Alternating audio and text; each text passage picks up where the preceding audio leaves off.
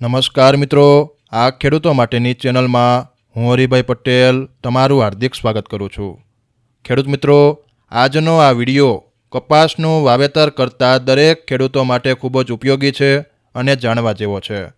ખેડૂત મિત્રો, આપણે વર્ષોની જેમ આ વર્ષે પણ કપાસ વાવવામાં ફાયદો થશે કે નુકસાન, અથવા તો વર્ષ 2026માં કપાસનું વાવેતર કરવું જોઈએ કે ના કરવું જોઈએ તે અંગે ચર્ચા વિચારણા કરવાની છે।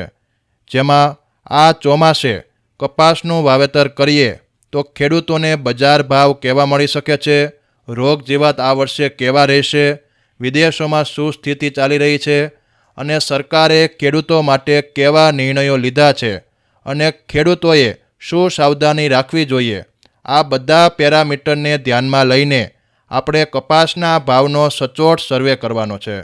ખેડૂત મિત્રો, આપણે ગયા વર્ષે પણ અનુમાન આપ્યું હતું કે કપાસના ભાવ ખેડૂતોને 1750થી 1800 સુધી મળી શકે છે અને ઘણા બધા ખેડૂત ભાઈઓએ આ ભાવનો લાભ પણ લીધો છે। જેથી આ વર્ષે પણ આપણે ગયા વર્ષની જેમ આપણી માહિતી સાચી પડે અને ખેડૂતોને લાભ થાય તે મુજબની ઊંડાણપૂર્વકની માહિતી આવરી લઈ પદ્ધતિસરનો સચોટ સર્વે કરવાના છીએ। જેથી દરેક ખેડૂતો આજનો આ વિડીયો પૂરો જોજો અને વિડીયોમાં દર્શાવેલા દરેક મુદ્દાને ધ્યાનથી સાંભળજો અને સમજવાની કોશિશ કરજો, જેથી કપાસનું વાવેતર કરવું કે ન કરવું, અથવા તો કરવું તો કેટલું કરવું તેનો તમે સાચો નિર્ણય લઈ શકો। તો મિત્રો, માહિતીની શરૂઆત કરું તેના પહેલાં જે મિત્રોને આ ખેડૂતો માટેની ચેનલમાં જોડાવાનું બાકી હોય તે ખાસ નીચેનું બ્લેક કલરનું સબસ્ક્રાઈબનું બટન દબાવી આ ખેડૂતો માટેની ચેનલમાં જોડાઈ જજો, જેથી તમને ખેડૂતોને લગતા તમામ સમાચારો મળતા રહે। તો મિત્રો, કપાસના ભાવ આ વર્ષે કેવા રહેશે તેની ચર્ચા કરીએ તેના પહેલાં કપાસના વાવેતર માટે આ વર્ષ હવામાનની દૃષ્ટિએ કેવું છે અને કયા કયા રોગ જીવાતનો પ્રકોપ વધારે રહેશે તેની વાત કરું તો મિત્રો, હવામાન વિભાગનો જે મુજબનો રિપોર્ટ આવ્યો છે તે મુજબ ચોમાસું આ વર્ષ થોડું સામાન્ય છે। આપણા ગુજરાતમાં પણ 10% ચોમાસું વીક રહી શકે છે તેવા અનુમાનો આપવામાં આવ્યા છે અને ઘણા વિસ્તારોમાં સારો પણ વરસાદ પડે અને ઘણા વિસ્તારો સૂકા પણ રહી શકે, જેથી સારો વાવણી લાયક વરસાદ થાય ત્યાર પછી જ વાવેતર કરવાની ભલામણ છે। કોઈ પણ ખેડૂતોએ વાવણીમાં ઉતાવળ કરવી નહીં અને આ વર્ષ અલ નીનોની અસર વધારે છે, જેથી એકવાર સારો વરસાદ થઈ જાય ત્યારબાદ લાંબો સમય રાહ પણ જોવી પડી શકે છે। જેથી કપાસનું વાવેતર કરતાં પહેલાં વરસાદની સ્થિતિ અને પાણીની સગવડ ખાસ ધ્યાનમાં લેવાની છે। અને રોગ જીવાતનો પ્રકોપ કેવો રહેશે તેની ટૂંકમાં વાત કરું તો આ વર્ષ વાવણી થોડી મોડી છે અને જે પ્રકારનું હવામાન છે તેને જોતાં આ વર્ષે સફેદ માખી અને થ્રિપ્સનો એટેક વધારે રહેશે અને જ્યારે મોડી વાવણી થઈ છે ત્યારે ગુલાબી ઈયળોએ પણ દેખા દીધા છે, જેથી ખેડૂતોએ ખાસ સાવધાની રાખવાની છે। બાકી ફૂગજન્ય રોગો આવવાની શક્યતા ઓછી છે। અને હવે મિત્રો, કપાસના ભાવ કેવા રહેશે અથવા તો આ વર્ષ ખેડૂતોને સારા ભાવ મળશે કે કેમ તેની વાત કરું તો મિત્રો, હાલની પરિસ્થિતિની વાત કરું તો સરકારે ખૂબ જ મોટા જથ્થામાં વિદેશોમાંથી રૂની આયાત કરી છે। સાથે સાથે વિદેશોમાંથી સસ્તો કપાસ વેપારીઓ મગાવી શકે તે માટે આયાત ડ્યુટીમાં પણ મોટો ઘટાડો કરવામાં આવ્યો છે, જેથી આ એક મુદ્દો કપાસના ભાવને મોટો ઝટકો આપી શકે છે, કેમ કે અત્યારે મોટા ભાગના વેપારીઓએ સસ્તો કપાસ મગાવી કેરી ઓવર સ્ટોક કરી લીધો છે, જેથી નવી સિઝનમાં કપાસના ભાવમાં દબાણ આવી શકે છે।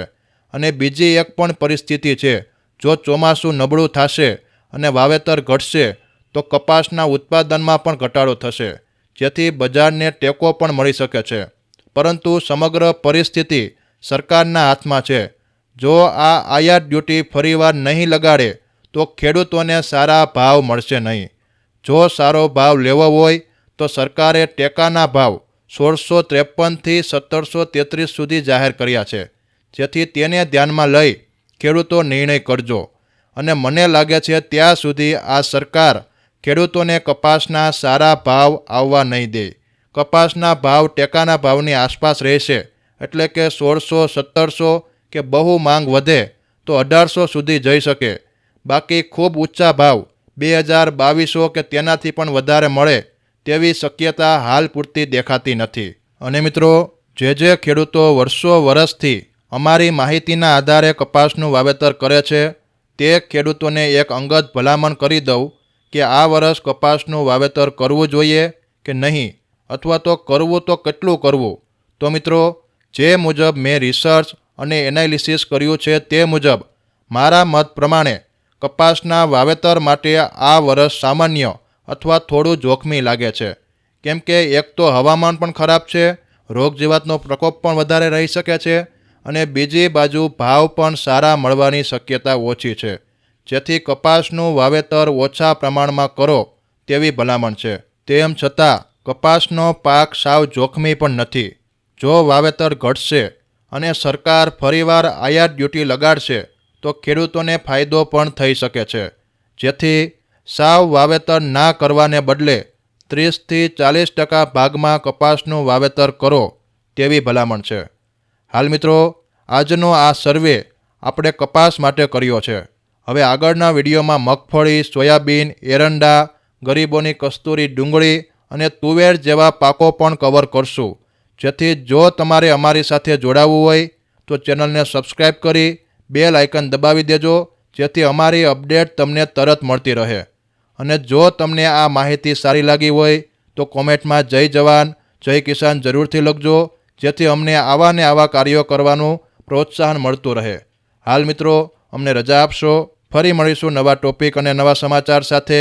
જય જવાન, જય કિસાન. किसान भाई ये है 100% ओरिजिनल ह्यूमिक एसिड 98%।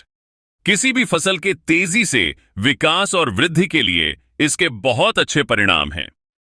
किसान भाई ध्यान रहे, मार्केट में बहुत सारे डुप्लीकेट ह्यूमिक मिलने लगे हैं जो आपकी फसल को भी खराब कर सकता है। इसलिए सबसे पहले खेदुत सहाय एग्रोटेक कंपनी का 3 पत्ती वाला लोगो जांच लें, उसके बाद ही इसका इस्तेमाल करें। किसान भाई डुप्लीकेट कंपनियों के जाल में न फंसे, अपना कीमती पैसा और फसल बचाएं। खेदुत सहाय एग्रोटेक कंपनी का लोगो जांचें और फिर खरीदें और बहुत अच्छा परिणाम प्राप्त करें। कंपनी से सीधे ऑन ऑर्डर करने के लिए सीधे कंपनी में कॉल करें और ओरिजिनल उत्पाद सीधे कंपनी से ऑन ऑर्डर करें। खेदुत सहाय एग्रोटेक कंपनी, सरथाना, जकातना का सूरत।